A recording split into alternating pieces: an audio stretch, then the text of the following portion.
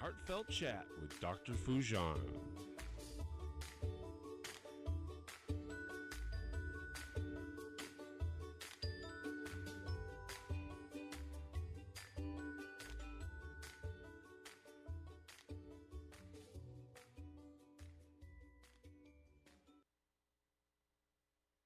Hello and welcome to the Inner Voice Show. I'm Dr. Foojan Zeine and I have Sean in studio. This is a show about what matters most in our life and our mind, our thoughts, feelings, actions, relationships, and our fulfillment in this beautiful journey of life. Today, I will actually be bringing you my conversations with two teenagers and a college student about their experience in this pandemic era. I know that we've talked about children. We've talked about how it actually affected us as adults in different ages and groups and industries, and how it affected us as family members or in our businesses. But that was two groups which I really wanted us to hear from, their experience, what they're going through, and maybe if you have a teenager at home or you have a young adult at home who are staying, kind of get the idea about what they're experiencing. And then I am so excited to sharing with you a dialogue that I had with Ellen Meredith, an energy intuitive and an energy medicine practitioner with over 35 years of experience.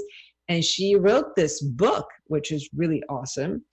She's the author of The Language Your Body Speaks. She will be giving us some great tips in how to get in tune with your body and connect and heal yourself. Don't forget, please go to subscribe to my YouTube channel, Dr. Foojan Zeine, Instagram, Dr. Foojan Zeine, Twitter, Dr. Zeine, any of those social media. I love to hear from you. I love to share with you. I love to hear what questions or topics you would like to hear from me to bring a guest, or if you want me to share with you, you have a question and answer or a feedback, just connect with me. So don't go anywhere. We have an amazing show for you today.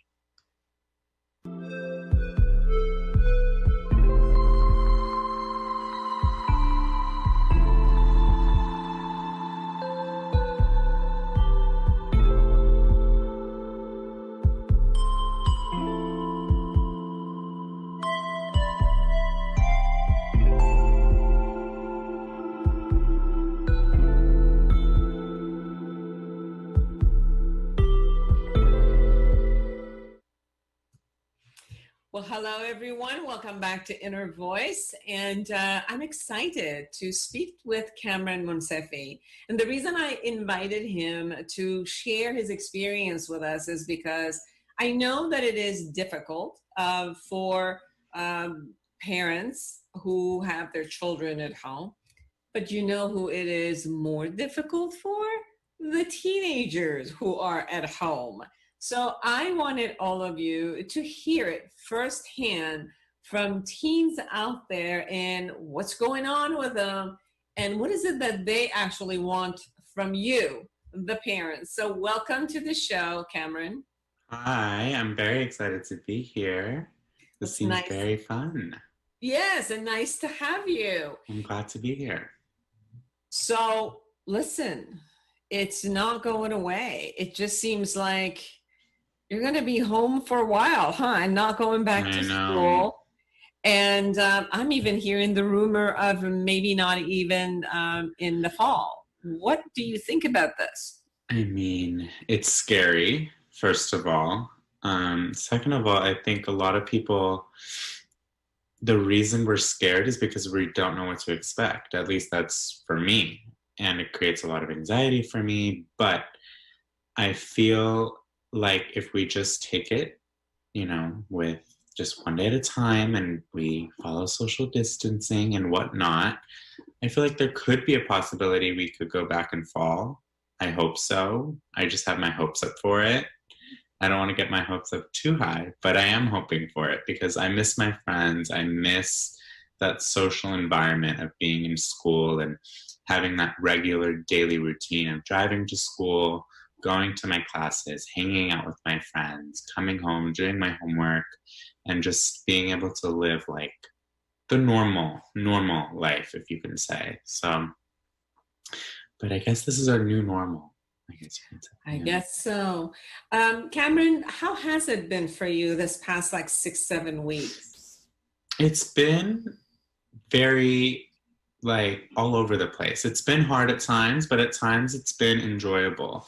I have had the privilege of going and socially distancing, seeing my friends. I sit in my car and they're across the street and I can see them. But there are times where you're with your family so much that you argue a lot, and it's hard. It is hard to argue with your parents and your siblings and whatnot a lot, but at the end of the day, we're family, which is the best part. We're getting through all of this together. So it's not as bad, because there are some people who have it really rough out there, losing jobs, losing their homes. So I'm lucky enough to be in a really nice house with a really big family, and I'm just trying to get the positives out of it. There's a lot of negatives, but trying to pay attention to the positives. Good. How has the education been different? Because I know you love your high school and you love being with your friends, and obviously the social aspect of it has changed. How is the academic sense? Do you feel like you're gaining something? Does it feel that, kind of like is better or worse? What do you think? I think a lot of people might think it's better because we get to just sit in our pajamas and go to class in our bed. But to me, I'm not getting as much out of it as I am when I'm in school, because I'm in the comfort of my own bedroom and just in that environment. It's harder for me to learn. Going to school, putting my uniform on, sitting in a desk, that gives me more discipline. So I pay attention more and I get a lot more. Plus classes are longer when I attend school in person. So we're not learning as much as we were a few months ago when we were present in class on campus. It must also be harder to discipline and get up at the same time and, do the things that are routine, that it became routine when we went to school early in the morning and came back. How are you trying to discipline yourself to a structure while you're at home, or are you? I mean, I am, actually. At first, I wasn't. At first, it was just wake up, do my school, do whatever I want throughout the day. And then I realized that's making me really bored and more stressed out about, not being able to go out that much anymore. So I've found that waking up at a certain time in the morning, usually around 8, because my school starts at 8:15, I go to class. I'm usually in my bed, but I get up, I make my bed, and then I sit down in my bed and go to my class. And, I've tried to set up a schedule as much as I can, but there are days where I really can't follow it, where, my family wants to go swimming, but that's not in the agenda. That's okay, something like that. So, but I have created a schedule for myself. Every day I create a separate schedule, So I'm going to ask you a weird question, and not relying on you to give anybody of your friends out and their secrets, but just in general knowing that this might happen. And one of the things that happens a lot with the youth, whether they're teenagers or the young adult, is that they get bored a lot. And boredom is part of the game of that age, right? And one of the things people do when they get bored is, have alcohol or use drugs or do all of that. What would you say? What are your thoughts about this idea that maybe we could, find something else to do? And what are other things you found to do when you get bored? Honestly, for me, the biggest thing I found to do right now while I'm bored is work out. I think it's a really good stress reliever. It gets a lot of my anger out. Just even if it's for 20 minutes a day, you feel good after. I try to do it for like an hour a day. And I think that just allows me to steer away from the boredom. And if it's at nighttime and I'm really bored, I'll watch some TV, I'll go through YouTube, anything like on social media, anything that steers a person away from all that stuff is good. So I think just distracting yourself with TV or working out, which is amazing, so. What would be your advice to the parents of teens through this time and however else longer it's going to take? I think the biggest thing is that the kids do love their family. We all love our family, but we do, to a certain point, really need our alone time because we miss our friends. We want to FaceTime our friends. So I think the biggest thing for me, at least, and I know a lot of other kids my age feel like this, we just want a little privacy, some time in the day, some time alone, some independent time. And I think that's right now what a lot of us deserve going through this. So how could they honor that? Like, would you have to say to them something that, let them know? How would they know when you needed your privacy and when is it that maybe you're hiding in your room and they want to also hold the social aspect of the family dinners and, some activity with you? Yeah, I think the biggest thing is that we should tell them. I at least tell my family, I'm like, listen, I just want a little bit of alone time right now. I'm going to go FaceTime a couple of my friends. I hope that's okay. I'll be out for dinner and hanging out a little bit later. So I think between the parents and the children, creating a sort of structure of, okay, let's have lunch together if we can, maybe dinner, maybe a game night or something along those lines is important. And then if we want our alone independent time, I think the best thing to do is just tell our parents. How do you connect to your friends at this time? Because I know this age, the most important concept of this age is to be with your peers and to enjoy the companion and all of that. And I know a lot of people, including myself, we do Zoom parties with our friends, gather around.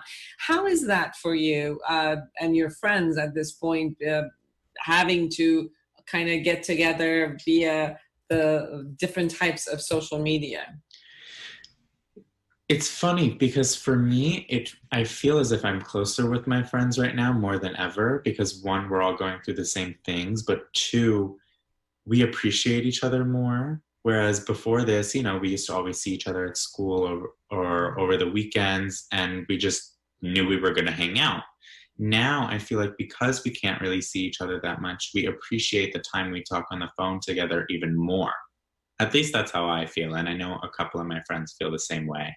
So, thank you. One more question, and that's when you are with other siblings, right? Like you have two younger siblings, and the needs for different ages of the children and teens are very, very different. So, how do you kind of navigate this concept of being always at the house with other siblings who completely have different needs? Yeah, I think the biggest thing for me, at least, is my alone time. I've taught my siblings how to, just if I want my privacy, I want my privacy because I'm going to give them the same respect. When I tell them, do you want your privacy? And they're like, yes, I'll give them their privacy, but I'd like the same thing back. So I think boundaries are the biggest things between siblings. No matter what the ages are, even if it's two 16-year-old twins, I think boundaries are the most important thing. Wonderful. Last thing that you want people to know? It will be over soon. Everything will subside as long as we just stay safe, stay inside. We'll all get through it. Just do our part. Thank you so much. And here's from the wisdom of a teenager. And we'll be right back.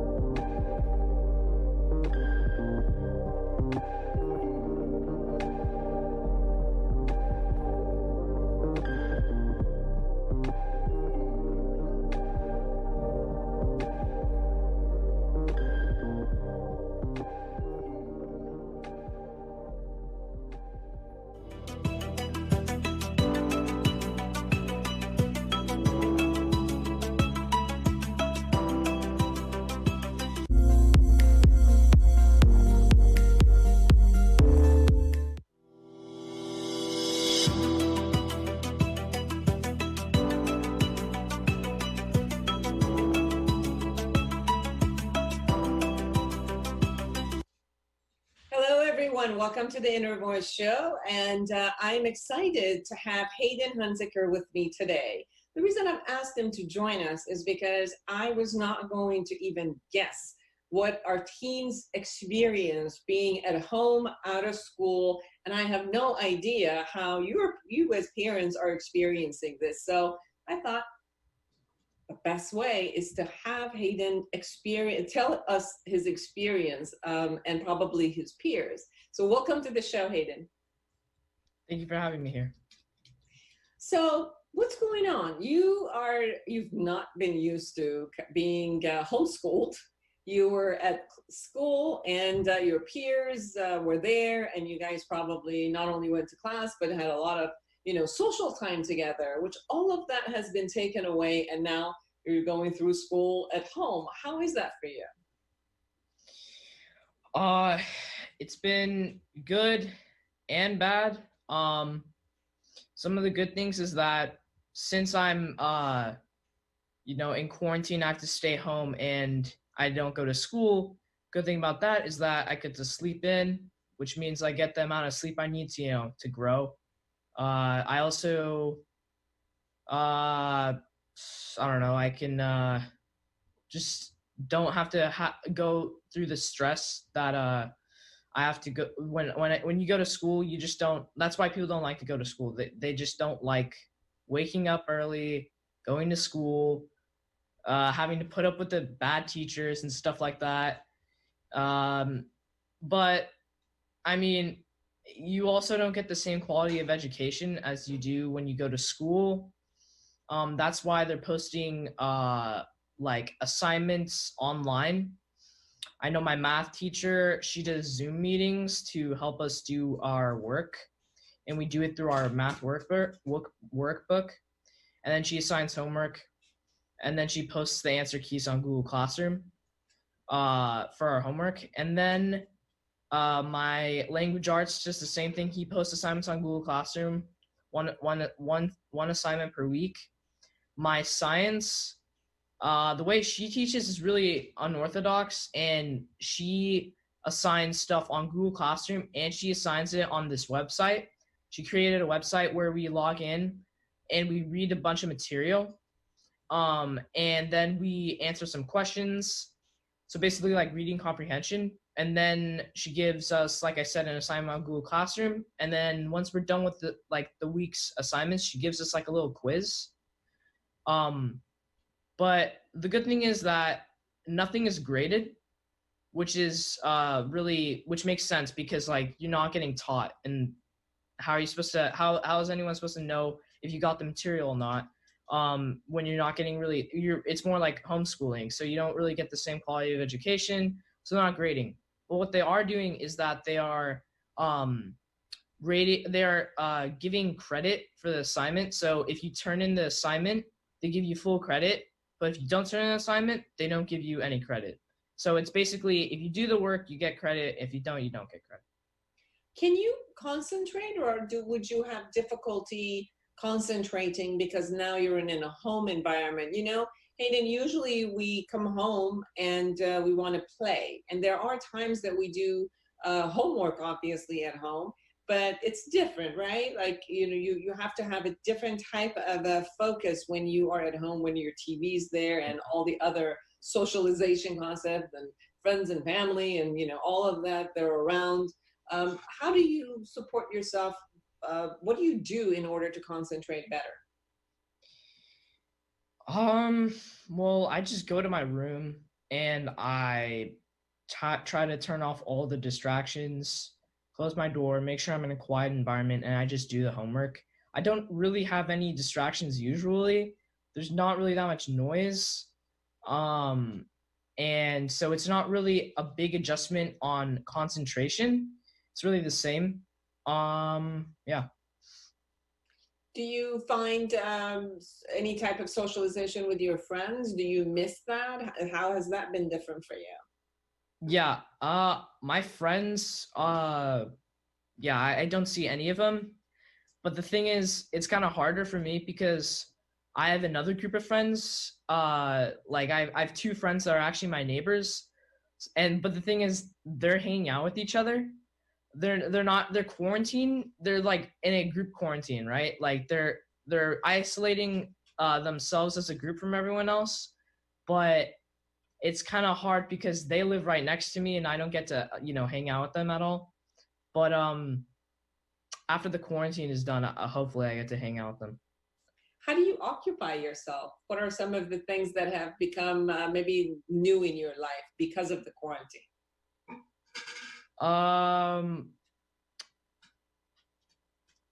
Well, something that changed is that I don't do sports. Like, since it's quarantine, all like the non-essential things have closed down. So I can't go to the gym, which I was really into, but I can't go there anymore, which kind of pissed me off. But what has not changed is that I still play, video games maybe a little more than I used to because it's like there's nothing else to do. But I've also tried to like, I don't know, find some other creative activities with maybe like 3D design and stuff like that.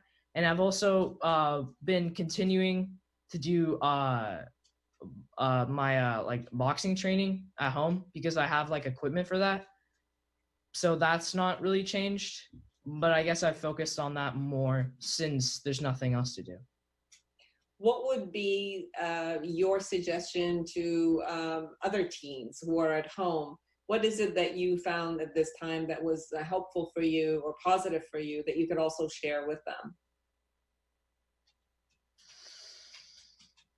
Well, I know some people my age, they don't really do the work that the teachers give us over online. So I just basically they should basically do that since they should get the best amount of education as they can so they don't fall behind. So they're as best prepared as they can for when they go to high school. And what would you have as a suggestion to the parents who have their teen at home all day? Sorry, what was that? What would your suggestions be to the parents who have teens at home? Maybe make sure they do the work and I don't know, like try to keep them inside because the more social distancing we have, the sooner that everyone could go back to school and maybe hang out with their friends and stuff. I also have noticed when talking to some of the teens that I work with is that the usage of Juuls and vapes and different things are getting more. I also have people who have gotten so bored that they get into the liquor cabinet of their parents and they're trying to get out of their boredom somehow. What would your suggestion be, either to the teens or the parents, in maybe just being watchful for all of that? Well, the kids that find drinking satisfied them to have something to do, I don't really know because usually the drinking and the vaping is just to show off and maybe get attention because that's usually how it starts because all the time in movies they glorify it and everyone like always has an idol in a movie and maybe like that person drinks or smokes or something so they want to do in real life because they always want to be like that person. So it's really getting attention. That's why they do it. But for the kids that just do it because they're bored, I don't know, like, I don't really know why it's cool to drink bitter liquid. I don't know. I don't know. Maybe tell the parents that they should throw out the liquid and maybe I don't know, maybe alcohol helps them relieve stress, but that's really just a mask and like it's really fake. And it just only lasts for a couple of minutes or something, or maybe an hour. But really, once you're done drinking alcohol, you're left with nothing. How do you handle stress? What could you give as a suggestion? What is it that you do that releases your stress? I not really stressed out because there's no school, and that's really what stresses me out. So I guess I just, if I am stressed out, oh yeah, well, if I'm stressed out that I can't play with my friends, then I just play Minecraft with them or like other video games. And I basically um like Skype them while we play the video game, and then like, or FaceTime them, and basically we play the video game online together because some video games have that option. That's cool. Yeah. Thank you so much. Is there anything that I have missed that you really, really want to share?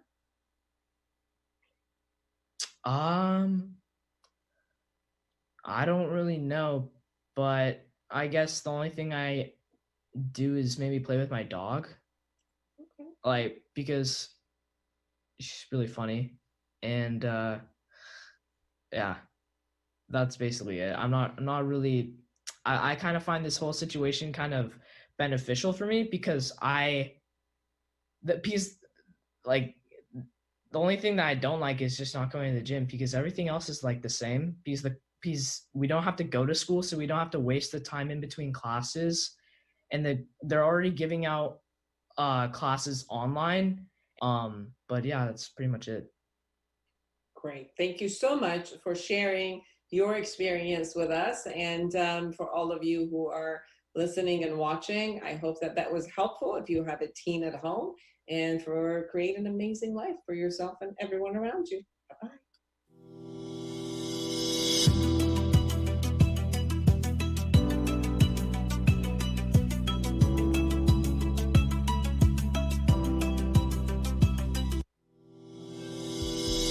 Are you afraid? Are you getting panic attacks? Are you getting bored and can't stand it anymore at your home? Are you finding yourself in a bind with a relationship at home? Are you wondering what all of the fuss is? And are you determined to guard yourself against all others? We're worried about, how am I going to pay my rent or mortgage? In respect to the coronavirus stress, I'm offering a sliding scale online psychotherapy for anyone in California and life coaching to anyone in the world who's suffering financially. Please connect with me at foojan.com, FOOJAN.com.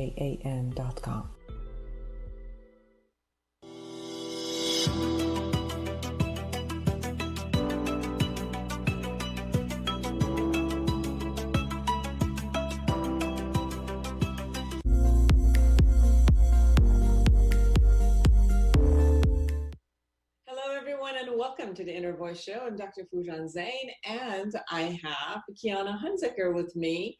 The reason I've asked her to join us today, it's because we always kind of think about and talk about a generation that's going to school, and a lot has been changing for them. So I thought, hey, let's have Kiana tell us what her experience is personally, and what does she see in her world as it has also crashed, where she was going to the university and then said, well, no, you're going to stay home. All of your courses are going to go online, since she didn't go to an online school. This is all new. And what's going on with a group that their world is socialization, is being together, it's the peers, and suddenly all of that has been taken away. So thank you, Kiana, for joining me. Thank you for having me. I'm happy to be here. So tell us, first of all, how was it for you to go from, going to classes, enjoying the teachers, the class, the group together, and suddenly you got to be in your home and doing everything online? Yeah, it was a very difficult transition, I would say, because it was so sudden. So I'm a student. I'm a sophomore at Cal Poly San Luis Obispo. And our university was one of the latest to react to the whole coronavirus situation. A lot of other universities were more proactive by saying immediately after it looked like the outbreak was going to have like an effect on everyone, they basically immediately said, okay, the rest of the quarter is either canceled or online. But our university was probably one of the last ones to transition, and they kept giving us sort of false hope that because our like school was in a very isolated town, that we would still be able to have in-person classes for the remainder of the quarter.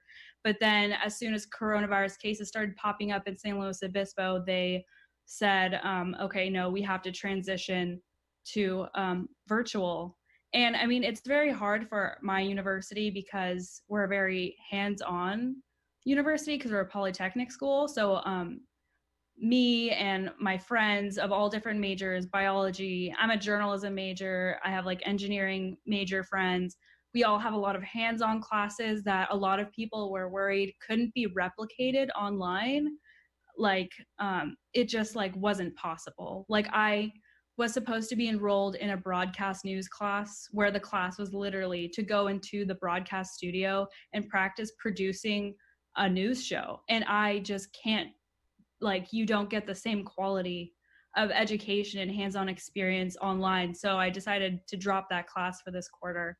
And hopefully things resume to how they were in the fall, because it's just very difficult. As far as like motivation, I have heard from my friends, and for me myself, it's very hard to stay motivated when classes are online, just because a lot of teachers have cut class time in half or more.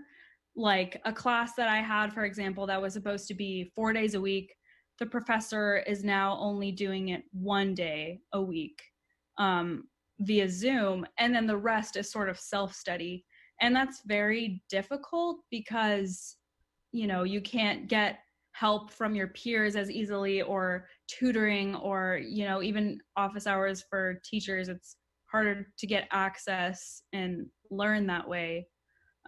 So it's very difficult transition, and I think all we can do is hope that it ends soon. How has this changed the socialization gamut? I know that with many of my clients that I work with, they're feeling lonely, but because some of them live together, that at least they've become much closer to the roommates, but also they've lifted a little bit of the social distancing and kind of quarantining by whether they're in a relationship and they live other places, they still go back and forth. So it's not necessarily an isolation. I'm seeing more that it's almost like a group that connects together and they keep going back and forth between each other's home, but they're like segregated groups versus isolated one. What is your experience with your peers? Yeah, me personally, I just went home to my family, but I know a lot of students and a lot of my friends who decided to quarantine with their friend groups so that they weren't completely alone, because it was sort of different. Some students had to go home to their families, and then their roommates were left alone. So the roommates were just like, okay, I'm just gonna go quarantine at my friend's house so I don't have to spend these months alone if I'm staying in the location that I'm going to university at. So yeah, they've sort of been quarantining, I guess, in clusters. For college students, obviously, we don't live in households, we live with friends. But yeah, I've also seen that too. I've also experienced hearing from people with the financial issues, because some people were just being supported by their family, but a lot of college students are working and they were paying part of their rent and they were living together. And I'm sensing it's been so difficult because maybe one or two people in the group that were living together are not working anymore. You know, they were maybe working in restaurants or different types of places in order to have some cash flow, and all of those has been taken away. What are your thoughts about that, and how are the young adults really handling this? Yeah, I'm fortunate enough to know, like, most of my friends are doing okay financially. A couple of them have lost like their part-time jobs, but a lot of them have been able to transition virtually. And then some of them are essential workers that do like essential work at the university, so they still are employed. So it has been very like uncertain. And also people have been complaining because a lot of students haven't gotten a lot of students feel like they should get partial refunds for tuition because the experience isn't the same. And then we're still, a lot of our tuition also goes to maintaining like facilities like the recreation center and stuff like that we aren't even able to use. So a lot of students are upset that they haven't even been issued partial refunds for their tuition or discounts. And it's just, I mean, it's only been like a month or so. So it's sort of hard to tell what the impact will be long term, but so far it's very uncertain. Wonderful. Let me know also that, utilizing alcohol and drugs, marijuana or other drugs are very common among college students. And some people right after high school, some of them start from high school, but some of them, it's like this openness that they don't live with family and they can really explore and experiment with different things.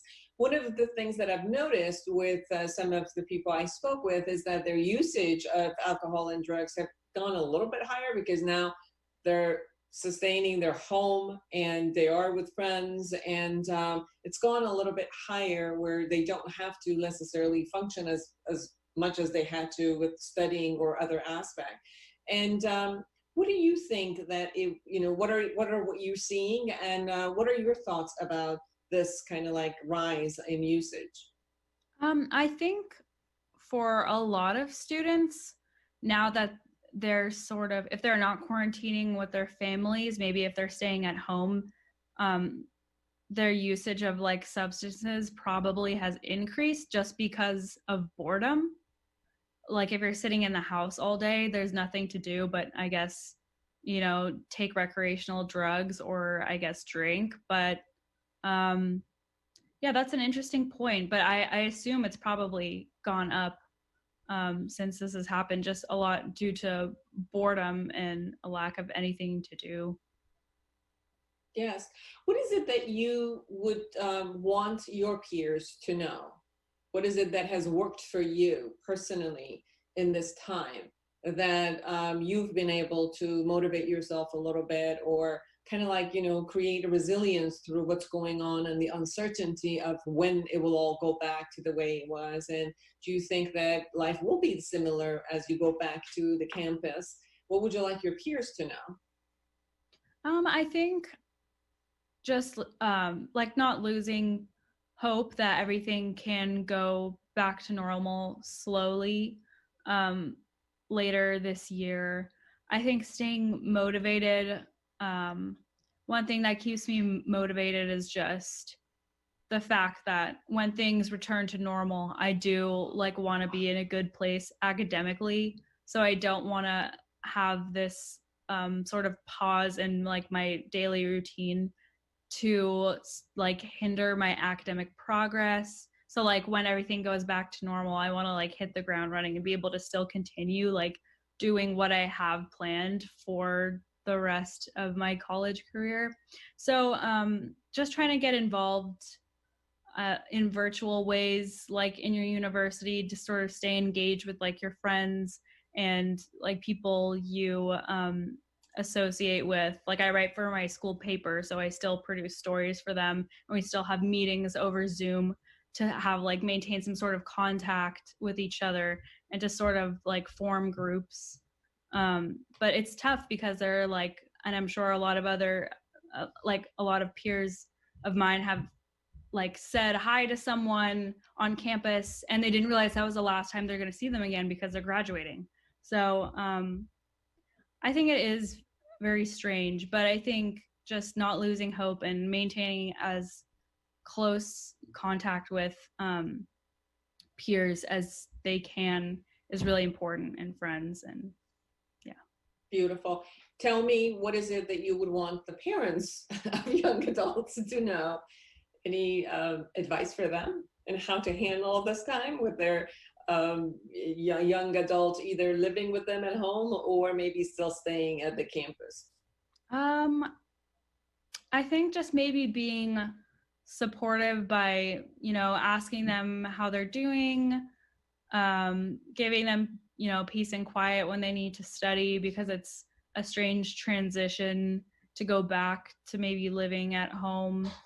And yeah, I guess just talking and having more daily interactions and cherishing interactions with family.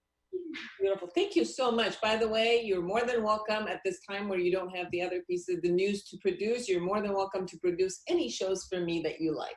Thank you. Thank you for sharing your experience with us, and for all of you who are watching us. I hope that was helpful for you if you have a young adult at home, and create a great life for yourself and everyone around you. Bye-bye.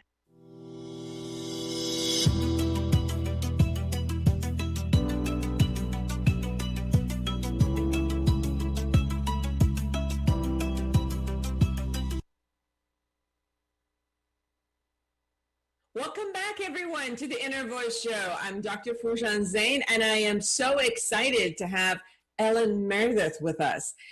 She's the author of The Language Your Body Speaks, an intuitive and energy medicine practitioner with over 35 years of experience. She has served on the faculty of Energy Medicine Pioneer for Donna Eden since 2010, and she teaches energy healing techniques all over the world. And we're going to talk about her book, The Language Your Body Speaks. Hello and welcome. Hello. Thank you for having me today. It is a joy to have you because I really am interested. I've done a lot of personal energy work. I'm a master of Reiki also. Lovely. I don't do that professionally, but I have a lot of personal experiences on that, personal experiences in going to different practitioners and receiving it a lot. And the only type of energy work that I've done has been Reiki. So I was very fascinated by your book, and I'm so glad that we could share about all of this. So first, for people who might not necessarily know about what energy medicine is, could you say a little bit about that? Yes, absolutely. Okay, so our bodies have two different communication systems built in. There's the chemical communications, which is what Western medicine uses a lot. And then there's energetic communications. And the energetic communications underlie the chemistry. So if you can influence your energies, you can absolutely influence your chemistry. But if you take a pill or something to influence your chemistry, it doesn't necessarily touch the energy communications of the body. So when you talk about energy, can you also define what you mean by energy? Yes. In science, when they talk about energy, it's this neutral thing. It's like protons and neutrons and all that stuff. But in healing work, the subtle energies actually are, that's what animates us is energy.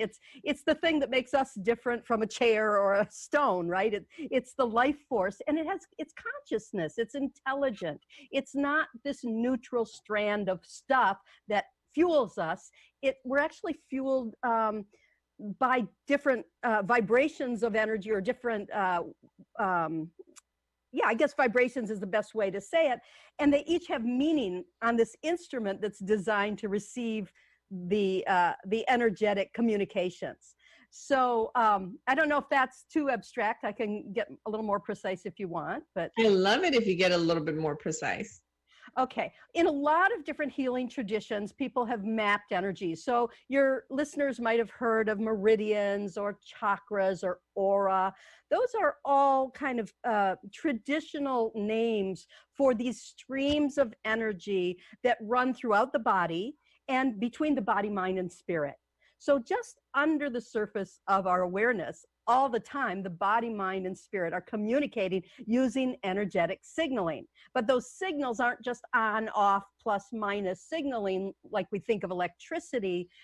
It's almost easier to think of them as like different flavors. So, it's like if you're going to make a recipe, you put a lot of different flavors in to get meaning, to get that delicious dish.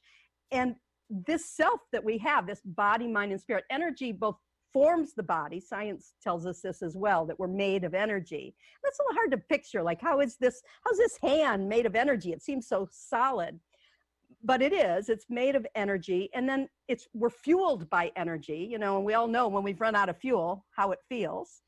And then the body's energies are organized using energy. So energy kind of organizes itself into patterns, into flows, into shapes. And we can dip into all of that language and participate. That's the built-in communication system that we have in our body, mind, and spirit, but we're not taught how to use it in our culture very well.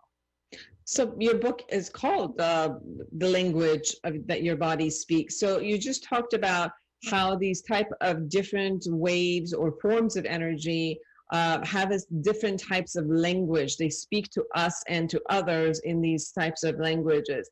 How do you define this language? How can we learn those kind of language when we are checking with our own body?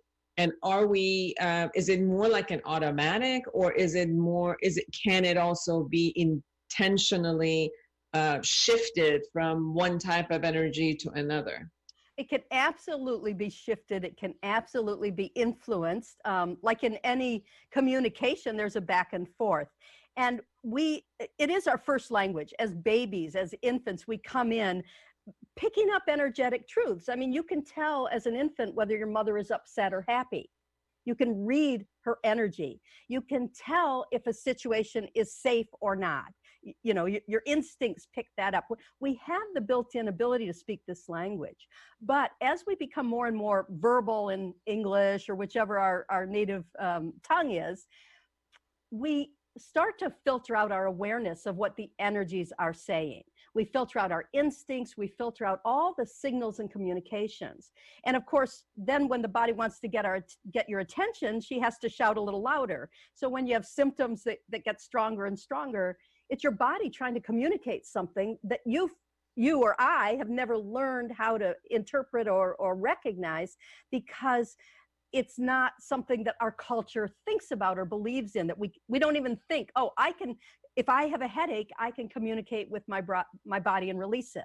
If my blood pressure is too high, I can just communicate in the language of energy and bring it down, right? So the language of energy is not words, it's not intention, it's how the body, how energy communicates. And it does use imagery, it uses sound and all different kinds of vibration, rhythm. It uses gesture. It's the hands speak energy very well. So it's a very multi-dimensional language that I do teach in the book. I try to provide a total immersion experience. So as you read, you're reminded of all the ways you already know the language of energy, and I give you ways to build on that with explorations and things you can play around with.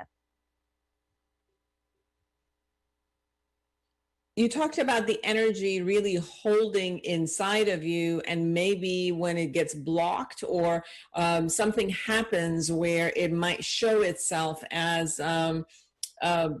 tension or headache or pain somewhere, or sort of feelings that are there. So in what way can we listen to it, listen to the language, and do a type of a self-healing? Is it more, it's first recognition of it, being aware, and then what is the system that you utilize in order to have that communication with the self, and then have the shift or the releasing or the healing of whatever it is that is getting blocked? Okay. That's a good question. And in the book, I give a lot of different tools for doing that. And one of the first ones I give is an exercise called Healing Hands. And why don't you do this with me? Okay. So well, you don't even have to pay attention. Just rub your hands together to activate them, because the hands already speak energy pretty beautifully. So it's a good place to start. Now, you've got two beautiful healing hands. Ask hand one, where do you want to go on the body? And just let it go there. And you don't have to think it, just let your hand go where it wants to go. And then you ask your other hand, where do you want to go? And maybe go where it wants to go. And then you just hold that for a while until it feels like one of the hands wants to move. So maybe this hand wants to move over here now. And I say to the other hand, do you want to stay there or do you want to move? And it moves here. And you follow that process. Yeah, that's a good place too. You follow that process, and you don't have to mastermind it with your brain. Your hands will take you where they need to go until you've finished a process. At some point, you'll feel like, okay, that was good. Either because the body will feel heard and the symptom will recede, or you'll have the insights you need to know what's going on, or you will have hooked up whatever's unhooked. You will have activated whatever systems need some support or stimulation. You will unblock things that are blocked. It's a very simple tool. I've got dozens in the book. It's, you know, it's not a one size fits all. It's communication. That's wonderful. I really felt the warmth, and I felt it as I was asking to where it goes, because I know, for example, when I've done Reiki, it's more of I go through the certain like chakras and go through all of that. There are times that, you know, intuitive voice tells me this is where it's needed more. Right. But just to simply ask the hand where it needs to go, and the body responds, and they'll have this inner communication about where it needs to be received, and then it leads the other part of our body to go and give. That's beautiful. It's very simple, but it's very profound and beautiful. Thank you. And it's a concept that I talk about in the book called energy dialogue. With conversation, we don't do a whole analysis of what's wrong and how do we fix it. You know, we don't go through all the systems. When I want to talk to you, I'll throw something out and say, how you doing? Or what's going on? And then you'll respond and I'll respond to that. And it's a relationship that builds through dialogue. And when we have an infant who's pre-verbal, we do the same thing. We don't do a whole catalog of what's wrong with my baby and, you know, going to give it to her. It is a back and forth of care and love and exchange and nonverbal communication. So we have a lot of knowledge about how to do that from infants, dogs, cats, you know, whoever we love that's nonverbal. And we can build on that to train our brain to tune into the language that our body already knows. It's also a very present moment concept versus coming to my body from an already known space versus being spontaneous at that moment, being in tune, being present to what the interaction is constantly happening. And that interaction would lead me to do this, you know, to the next level and to the next level of my body. Yeah. Now, there's one aspect of it, which is self-healing. There's one exercise that you shared, and there's so many more exercises in your book. And how about if you're having this dialogue with somebody else, like you wanted to have this interconnection with somebody else of exchanging energy? Well, it's the same process. And either I have the person use their own hands when possible, because I don't want to, I am a practitioner. I have clients all the time and I do hands-on work, and I'm trained to do that. I'm an Eden Energy Medicine Advanced Practitioner, etc. But I always believe that the best healing is one where you learn tools for self-help, because you can't afford to come to me every day of the week. You know, that's too expensive. So you need to really know, what can I do to enter into dialogue with my own body, with my own instrument? But if I'm working with someone else and their energies are clogged and blocked or missing something, I can help facilitate that dialogue between them and themselves. I help them tune in. I help them hear what their body's saying to them. I sometimes hear it and say, hey, this is what I'm hearing here. Just like any conversation. You know, you can't help someone communicate with their partner to resolve a problem, but you can coach them through some practice sessions so they've got some new tools or skills or ideas about how to have that conversation more fruitfully. Mm-hmm. And so that's the approach I take with hands-on healing as well. But there's things I can reach that you can't. If I'm working on your back, there's things I can do for you can't do for yourself.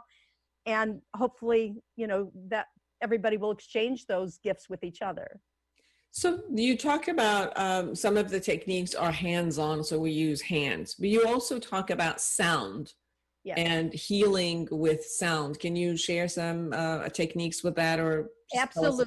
So I'm going to invite everybody who's watching, including you, to find some part of your body that needs some attention. And it doesn't have to be pain. It could just be, hey, pay attention to me. Because we're not always looking at what's wrong. We're also looking at what's needed. Often an illness is due to something missing, not something clogged or blocked. So you're just going to go to a place that needs something. So for me, it's my ear right now. I don't know what it is.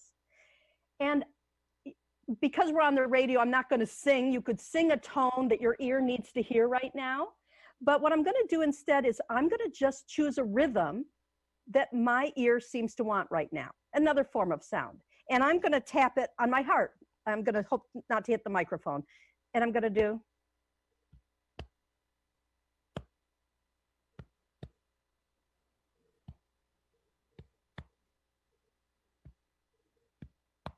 And what I find wants to happen is now my foot wants to take the rhythm. Wow. So now I'm tapping my foot with that rhythm that I just felt I wanted. And as I'm doing it, my ear is clearing. The energies of my ear are naturally just clearing and shifting. So that's one way to use sound, is take it to a place where your body's talking to you. And, you know, it is kind of like if we're trying to talk to a creature, or we're trying to talk to someone in a foreign language, and we're using kind of fake sign language and, you know, trying to communicate. You know, we don't want to shout. That doesn't get across. We have to find universal symbols or signals that both sides can understand. So the body understands sound. If I put on soothing music, your body's going to understand that. And if I put on wild rock, you're going to get activated, and your body understands that. That was interesting, because first when I noticed that in the book, the first thing that showed up for me was music from outside. And you just taught me that it doesn't need to be necessarily something from an outside concept. It can be a sound that we're creating, whether it's the tapping or the humming, and it doesn't even have to be just from this side. It could be my foot tapping. It could be any part of the body that makes that sounds, because it needs some sort of a vibration where it unblocks all that's going on in the body. Right. Or provides a rhythm that organizes what's going in the body so it can happen more efficiently. It's not always blockage. That's kind of common in a lot of people's theories right now, is, we have to just unblock and we'll be fine. I find that actually most illness is not about blockage. More of it is about not getting what you need, not getting your soul's truth expressed through the body. So it's more, I ask the question, what's needed here? Not what's wrong here, not what's blocked, but what's needed. Because often what happens is that when you really want something, you clear the space for it. If your body needs something, you're providing it, it'll let go of the blockage. The blockage is telling you to stop, pay attention, I need something here.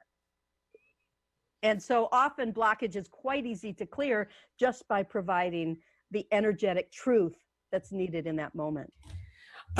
This is beautiful. The book is amazing, everyone. Please, please, please get this book. It's right here, The Language Your Body Speaks. It teaches you how to speak the energetic language of the body, mind, and spirit through simple experiments, exercises, and practices. And it offers you a potent, personalized path to healing. And this is what it teaches you: how to tune into your body's subtle energies using all of your senses, developing a rich vocabulary of energy communication for dialoguing with the body, accessing the guidance system built in your body, and response to the body's communication in a language of energy to deepen into true communion between your body, mind, and spirit. It activates your body's miraculous abilities to heal itself and creates meaningful energy conversations that allows you to attune to and embody the spirit that's unique in energy. Everyone, Ellen Meredith, she's the author of Language Your Body Speaks. You can find her in listening-in.com, listening-in.com. Ellen, in 1 minute, to complete our conversation, what is it we haven't talked about and you really want our listeners and viewers to know? Okay. I think I want everyone to know that you don't have to have special psychic skills to speak the language of your body. It is the ability to speak. It is built into all of us through our senses and through how we just communicate inside. So everyone can develop the ability to speak this language. Beautiful. I just had my own experience with you and it was awesome. Thank you so much for being on my show. Thank you for having me. It's been a pleasure. And for all of you who are listening or viewing us, create an amazing life for yourself and everyone around you. And until next week, bye-bye. The Inner Voice Show is a dialogue